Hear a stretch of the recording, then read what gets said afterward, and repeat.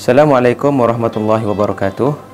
Pada hari ini kita akan membincangkan tentang seorang tokoh ahli falsafah moden, Friedrich Nietzsche, si pembunuh Tuhan.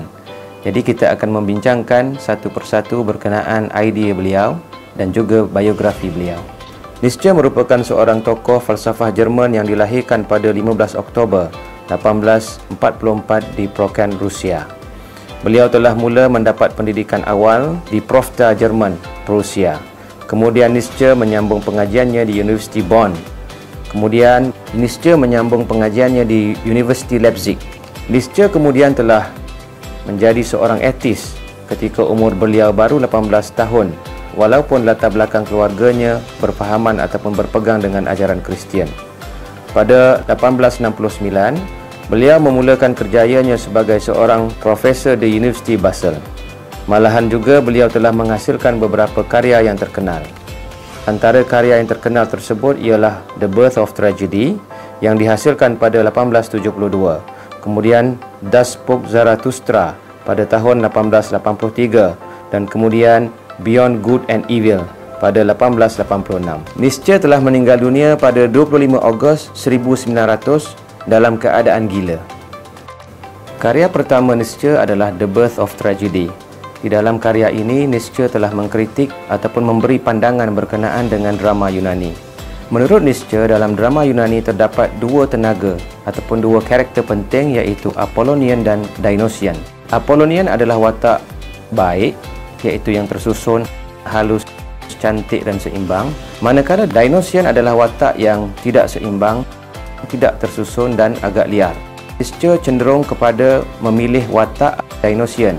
Menurut Nietzsche, Dionysian mempunyai tenaga kreatif, sentiasa berfikir dan tidak duduk diam.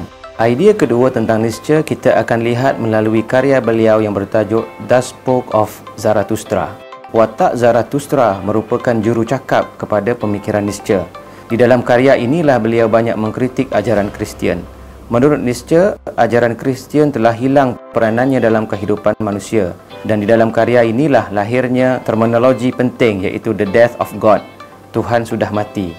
Seterusnya, idea tentang pemikiran Nietzsche boleh dilihat di dalam karya beliau yang bertajuk Beyond Good and Evil.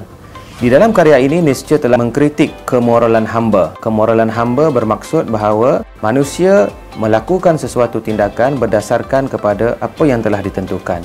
Oleh yang demikian, Nietzsche mengajak semua orang supaya mempunyai kuasa yang dipanggil the will to power. Dengan kuasa, manusia boleh memilih, bertindak dengan pilihan sendiri dan tidak bergantung kepada kuasa lain. Ia juga mempunyai kaitan berkenaan dengan idea the death of God. Bila mana Tuhan mati, maka tidak ada apa-apa nilai yang kudus yang perlu manusia patuhi.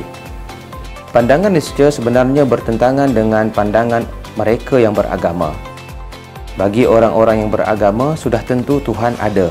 Apatah lagi bagi seorang Muslim yang berkeyakinan bahawa Tuhan itu satu dan Tuhan itulah ataupun Allah lah yang kita sembah.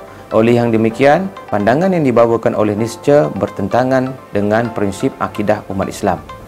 Melalui perbincangan ataupun kuliah hari ini, kita dapat mengetahui mengapa kita memanggil ataupun menggelarkan Nietzsche sebagai si pembunuh Tuhan.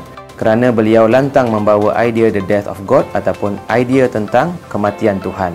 Namun yang demikian, Nietzsche telah mati, namun Tuhan masih lagi wujud kekal dan abadi. Wassalamualaikum warahmatullahi wabarakatuh.